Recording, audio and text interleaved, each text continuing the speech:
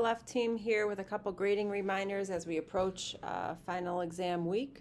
The first thing we want to cover is how you add your final exam.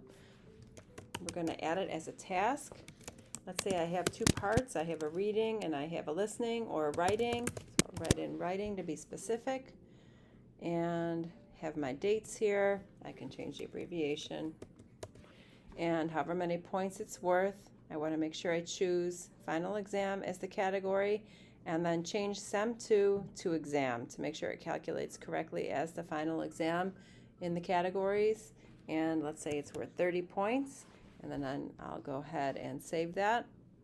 And if you give multiple parts to your final, we can check to make sure it's there. If we click on exam, and you can see I have here a listening and a reading and a writing, and these were all just for practice. We're not really doing all those finals.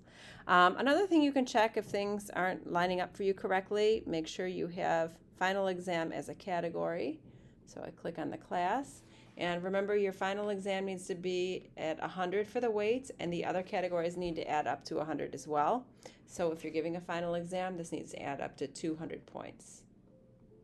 One last thing you can check, grade calc options, and go to the composite box, make sure that's checked, and SEM2 exam, if you're giving a final, put in the percentage you want that to be weighted as. If you're not giving a final, that should just be 100, and then go ahead and save that. And that's it. Remember, when you post, you have to post from SEM2 and post it to SEM2, and then do the same thing, SEM2 to examine, and then SEM2 to final. And remember, final is final grade, not final exam. And that's it. Reach out to us for any other grading therapy needs. Thanks. Have a great summer.